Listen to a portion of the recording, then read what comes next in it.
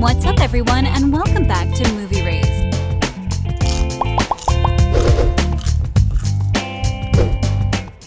We're not here to take a lesson. We're here to teach you one. Welcome back, Karatekas. Are you ready for another fight? When it comes to the events of Cobra Kai, there is plenty to unpack, meaning the story isn't over yet. Showrunners aren't keeping quiet because it's far from over for the Miyagi-verse. The fifth season has rocketed to the top of Netflix, but it left some breadcrumbs for Cobra Kai Season 6. Stay with me until the end, as I have some really great news to share with you. Now let's dive in with a short recap. Daniel-san, lie become truth only if person wanna believe it. Yes, it's good to kick off with a little bit of Miyagi wisdom.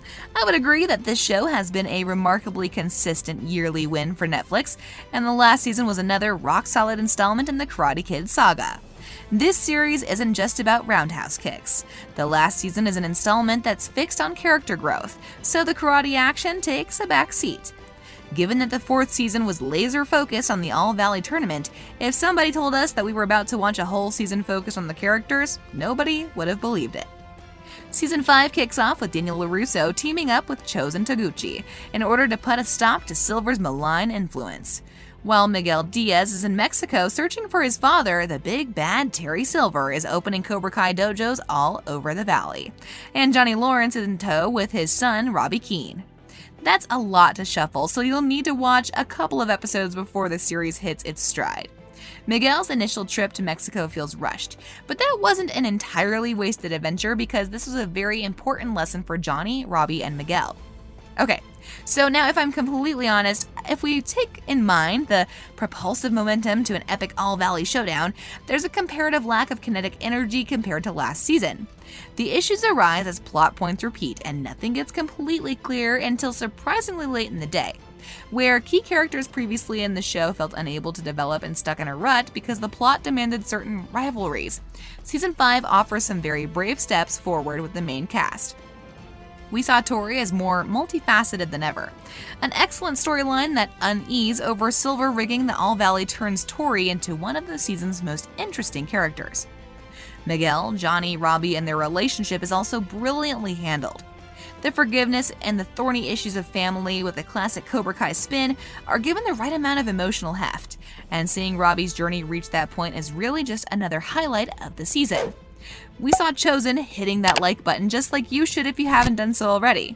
No, really, we saw him as a regular again, this time stealing Johnny's title as a badass, but he's also startlingly hilarious. Chosen is an invigorating presence in the valley, but things could easily start to get stale. Yeah, well, that guy tried to kill me once.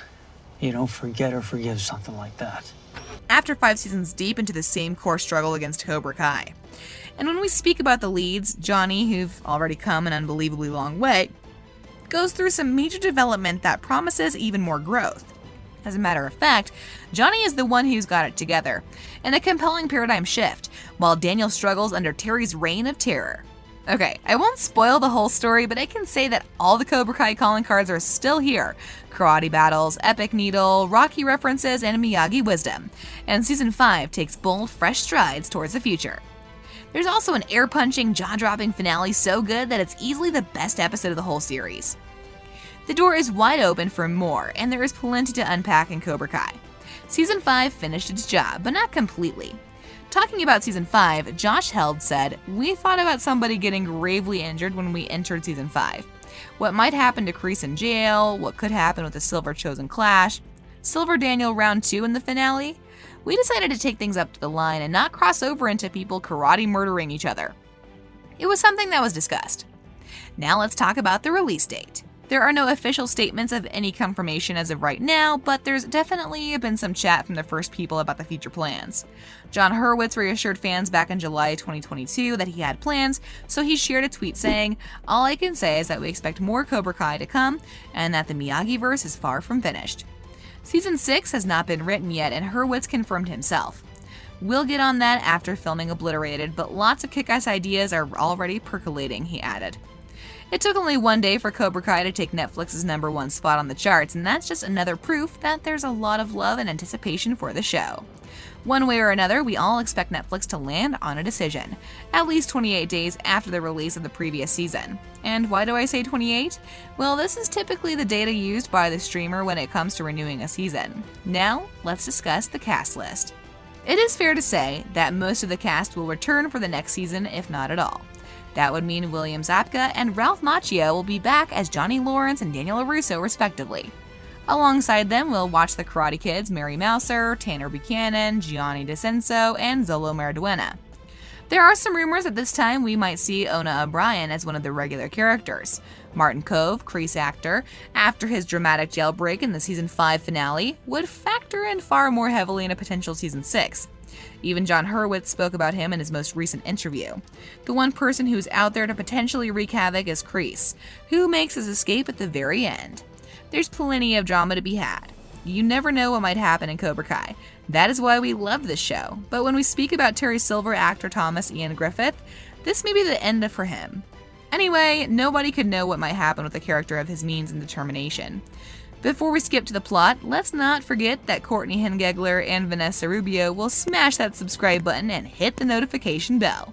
No, really, in all seriousness now, they will most likely return again, and the biggest question mark stays after the names of Sean Kanan's Mike Barnes and chosen actor Yuji Okamoto. Their status is still up in the air. Now, about the plot. If your enemy insists on war, then you take away their ability to wage it. With Kreese escaping from prison and Terry Silver being arrested for his various crimes, Cobra Kai Season 5 ended with Cobra Kai seemingly being disbanded. Johnny is finally settling into his newfound role, and Robby and Miguel also buried the hatchet. It appears everything has wrapped up nicely, for now.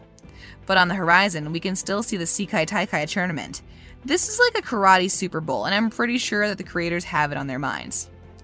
Talking to Digital Spy, Schlossberg said, "We don't know all the details of what that involves, other than it's the biggest tournament yet in the series. We'll see how that all plays out. We'll just say we have lots of ideas for the future of where we're going with these characters." So yeah, on the agenda we have a global karate tournament, which makes me think that Season 6 will be more similar to the first 4 rather than Season 5. The karate fights will be in the first plan this time, and I don't blame them. Kreese and Sensei Kim Da-eun leading a new team to Sekai Taikai is definitely something that stays on the table. Even though I don't expect Tori or Kenny to join their ranks.